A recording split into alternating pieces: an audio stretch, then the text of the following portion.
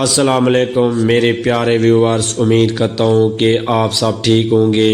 اور آج کی میری سٹوری ہے شادی یا عذاب۔ ایک روز سکول سے گھر آئی تو دیکھا مہمان آئے ہوئے ہیں۔ امی نے کہا کہ انہیں سلام کرو، یہ خاص مہمان ہیں۔ میری عمر 15 سال تھی، پھر بھی خاص مہمانوں کا مطلب سمجھ گئی۔ سوچا جانے ماں کو میرے بیانے کی اتنی جلدی کیوں پڑی ہے۔ پتہ چلا لوگ خوشحال ہیں اور میں خوبصورت، گویا دونوں طرف سے حالات موزوں تھے، لہذا رشتہ ہو گیا اور میٹرک کا امتحان دیتے ہی میری شادی سروا سے ہو گئی۔ ہم کو خبر نہ تھی کہ وہ ذہنی لحاظ سے ٹھیک نہیں ہے، دیکھنے میں تو وہ بالکل ٹھیک لگتا تھا۔ بات چیت کرنے سے بھی پتہ نہیں چلتا تھا کہ اس کے دماغ میں کچھ خرابی ہے کہ کوئی کل ڈھیلی ہوگی۔ میں دلہن بن کر ان کے گھر گئی تو پہلی رات انہوں نے اس طرح میرا سواگت کیا کہ خود تو کھانا کھا لیا اور میرا کسی نے خیال نہ کیا۔ یوں شادی کی پہلی رات مجھے بھوکا سونا پڑا کہ جب دولہا صاحب تشریف لائے، ان کی عجیب و غریب حرکتوں سے ڈر سہم کر ایک طرف ہو کے بیٹھ گئی۔ اگلے روز ولیمہ تھا۔ میرے گھر والے ولیمے میں آئے تو میں نے رونا شروع کر دیا کہ مجھے بھی ساتھ جانا ہے۔ میری تڑپ دیکھ کر ماں کا دل دکھا۔ یوں انہوں نے ہماری ساس سے منت کی اور میں اپنے گھر والوں کے ساتھ ولیمے کے فوراً بعد میکے واپس آ گئی۔ جب بس میرے سسرال سے میکے کو چلی تو سب سے پہلے میں ہی دوڑ کر بس میں چڑھ گئی۔ یہ بھی سمجھ نہ تھی کہ ساس سسر سے اجازت ہی لیتی۔ وہی آنکھیں جو کر رو رہی تھیں، میکے لوٹنے کی خوشی میں چمک اٹھی تھی۔ خیر میکے میں ایک ہفتہ گزر گیا۔ دعا کرتی تھی خدا کرے سسرال والے کبھی مجھے لینے نہ آئیں، اور وہ بھی نہ آئے۔ مجھے تو کسی بات کی فکر نہ تھی، لیکن امی بہت پریشان تھی کہ اب کیا ہوگا۔ ادھر میں اپنی سہیلیوں اور کزن سے مل بیٹھ کر اتنی خوش تھی کہ جیسے واپس جانا ہی نہیں ہے۔ میرا سسرال لاہور میں تھا اور میں بیاہ کر اکاڑا سے گئی تھی۔ 10 روز گزرے تھے کہ لاہور سے خالہ زاد بہن آ گئی۔ بولی کچھ ہوش بھی ہے شہر بانو، تمہارا دولہا کتنا اداس ہے وہاں اور تم سے بہت ناراض ہے۔ اسی نے مجھ کو سمجھا بجھا کر راضی کیا کہ میں سرور کو فون کروں۔ اس نے ہی فون بھی ملا کر دیا۔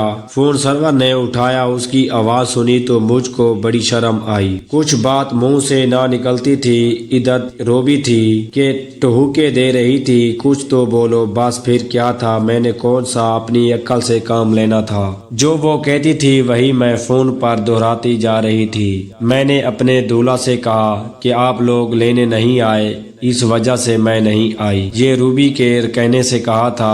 اگلے روز ہی سرور اپنی بڑی بہن کے ہمراہ مجھے لینے آ گیا۔ اس کو دیکھ کر میں تو چھپ گیا۔ ماں نے سجا سنوار کر دوبارہ دلہن بنا کر اس کے ساتھ روانہ کر دیا۔ میری عمر کم تھی، تبھی حرکتیں بھی بچوں جیسی تھیں۔ میں سرور کی پرواہ نہ کرتی اور اپنے میں مگن رہتی۔ وہ بھی اپنی حرکتوں میں بادشاہ تھا کہ کبھی میرے پیچھے بھاگتا اور میں آگے، اور وہ پیچھے۔ سارے گھر میں دھمکا چوکڑی مچی ہوتی۔ کبھی ہوائی کلا بازی لگاتا اور میں ہنستے ہنستے لوٹ پوٹ ہو جاتی۔ پھر سوچتی کہ دولہے ایسے تو نہیں ہوتے، یہ پاگل جب خوش ہوتا ہے تو بندروں کی مانند اچھل کود کرنے لگتا ہے۔ تبھی یہ سوچ کر آنکھوں سے برسات کی جھڑی لگ جاتی۔ میرے رونے سے سرور کو خوشی ملتی تھی، میں روتی تو وہ اور میرے رلانے کے اسباب کرتا۔ کبھی چھڑی اٹھا کر مارنے لگتا تاکہ یہ اور روئے۔ میں مارے بچنے کو دوڑتی، کبھی برآمدے میں کبھی چھت پر اس کو خوب چکر لگواتا۔ وہ تھک کر بیٹھ جاتا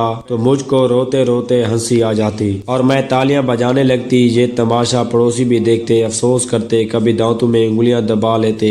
میں 2-3 دن ہی سرور کے کمرے میں سو پائی، پھر میں نے وہاں سونا بند کر دیا کیونکہ وہ مجھے رات بھر سونے نہ دیتے تھے، بہت ڈراتے تھے۔ ان کو پتا چلا کہ بلی سے ڈرتی ہوں، بلی پکڑ کر لے آتے اور ڈراتے۔ ایک رات بلی پکڑ کر غسل خانے میں بند کر دی، پھر مجھے بھی بند کر دیا۔ بلی کو دیکھ کر میری جان نکل گئی۔ وہ تو شکر کہ غسل خانے میں کھڑکی تھی، میں نے کھڑکی کھولی تو بلی شرافت سے کود کر باہر نکل گئی، مگر سرور تو میرے ڈرنے سے اس قدر محفوظ ہوئے کہ کیا بتاؤں۔ اس کے بعد تو ساری رات مجھ کو غسل خانے میں بند رکھتے اور میں بچوں کی طرح ایڑیاں رگڑتی رہتی، توبہ کرتی، معافی مانگتی، مگر وہ مجھ کو تنگ کر کے ہی خوشی محسوس کرتے تھے۔ کہتے کہ تم مجھے اچھی لگتی ہو اس لیے ایسی حرکتیں کرتا ہوں۔ اب میں خوف سے سہم کر سروس کی ہر بات مان لیتی تھی۔ ان کی حرکتیں ایسی ہوتی تھیں کہ میری جگہ کوئی اور ہوتا تو مر گیا ہوتا۔ تبھی اپنی ساس کے پاس سونے لگی۔ سرور کو اور غصہ آیا، وہ گھر میں توڑ پھوڑ کرنے لگا۔ تب میری ساس نے سمجھا بجھا کر پھر سے اس کے حوالے کیا اور اپنے پاس سلانے سے منع کر دیا۔ میں کسی کو کچھ نہیں بتاتی تھی، بس روتی رہتی تھی۔ وہ موڈ میں آ کر پیار کی بات کرتا، کبھی مجھ پر ٹھنڈا پانی ڈال دیتا کہ ٹھنڈے سے میری جان نکل جاتی۔ ذرا دیر بعد پاؤں پکڑ کر معافی مانگنے لگتا۔ میں ایسی پاگل کے معاف کر دیتی، پھر سے اس کے ساتھ باتیں کرنے لگتی، مگر جب مغرب ہو جاتی اور دن کا اجالا ختم ہو جاتا، رات ہونے لگتی، خوف آنے لگتا کہ جانے اب یہ میرے ساتھ کیا سلوک کرے گا۔ تب دعا کرتی، اے خدا کبھی رات نہ آئے کہ میں اس ظالم کے ظلم کا شکار بنوں۔ یہ جمعرات کی شام تھی۔ اس نے میرے ساتھ بڑی بے دردی کا سلوک کیا تھا۔ میرے بازو اور پشت پر اس طرح دانت پیوست کیے کہ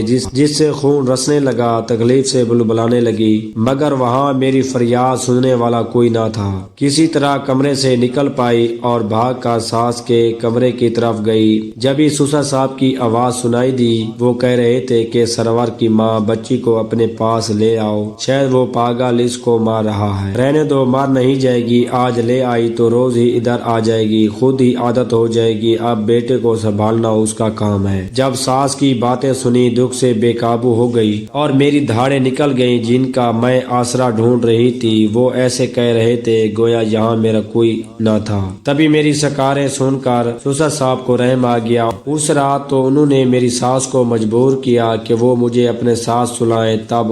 تب اس خاتون نے مجھ کو ساتھ سلایا۔ صبح سرور نے آ کر معافی مانگی، ماں سے کہا کہ جب میرا سر گھومتا ہے تو میں سکون کی گولیاں کھا لیتا ہوں، اس کے بعد میری ایسی حالت ہو جاتی ہے کہ مجھے پتہ نہیں چلتا کہ میں کیا کر رہا ہوں۔ اگر یہ سٹوری آپ کو اچھی لگی ہو تو میرے چینل کو سبسکرائب اور میری ویڈیو کو لائک کر دیجیے گا۔ شکریہ۔